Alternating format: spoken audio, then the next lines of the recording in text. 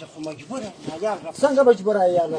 دغه جمهوري صمد صاحب چې ته راوستلی د امرالمعروف والا مشر دی، د دې مولوي محمد الله صاحب د مشتیت مقتدی دې خوارکي او زارۍ بدې ورځې درته کړي چې لمونځ کوه دا 30 کاله 40 کاله 50 کاله ته په دا مشتیت کې ګزاره کوې، ولې دا جومات نه کوې، ولې لمونځ نه کوې؟ د خدای دښمني ولې اخر؟ نه ده د خدای دښمني، دا نه ده چې ته لمونځ نه کوې نیز نه کوې، دا د خدای دښمني نه ده. بالا چې ومې کوي هغه مې لمونځ دی بالا.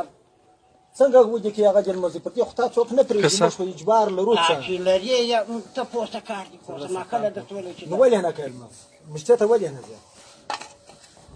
دا د امارت دا د امارت امر دی، واجب دی. د امارت امر دی که د دغه امر دی ورور دې قربان شي که حکومت یې نو ونیسم نو پسې راواخلم نو دا شیم ارزانه کړ نو ته هغه څه کوې هغه به موږ ارزانه کړو. پلا خدای دی کار محلي کار ته سپارلی دی. هر څوک د ملت په جوړولو کې حصه او برخه لري. ملا دا حصه او برخه لري چې بدعت ورکړي، سنت هغه هم ارزانه کول خیر کار په پیسې دی. امر المعروف هغه نوم ارزانه که په توازه حکومت یې ارزانه کوو یې هغه موسیې راځي بله موسیې ټاټونه ویشي. پیسې دي جمهوري ساته تا دی ولې راوستلی دي؟ د څه پیل کړی دی؟ د خو دغه پیل کړی چې نظامي مسجد جوړ شوی دی، د په ټوله وخت یو وخت د اختر لمونځ کړی دی. ګور مې د غولو ډک دی. یو وخت د اختر لمونځ یې کړی په مسجد کې. زه ورغلم یوه بیا مې دغه مولوي صاحب ته وویل چې دا د مشت مخدی دې وویل، بیا ما زارۍ ورته وکړې، بیا مې دا چې مولوي صاحب دونګه بیا ورته راوستی. ډېرې تعجبې خبرې چې دلته کې مشته ورځي رانه.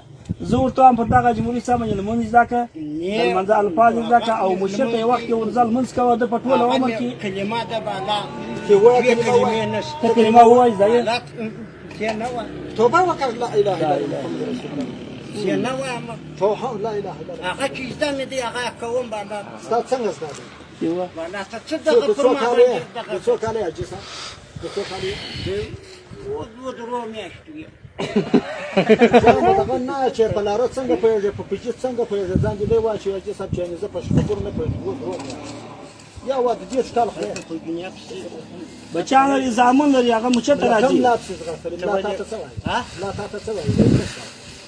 دغه جمهوري صاحب تا ته څه وایي؟ بالا خو هغه لمونځ دې کوه مې بالا ته ما مشتې ته ځې که نه ځې؟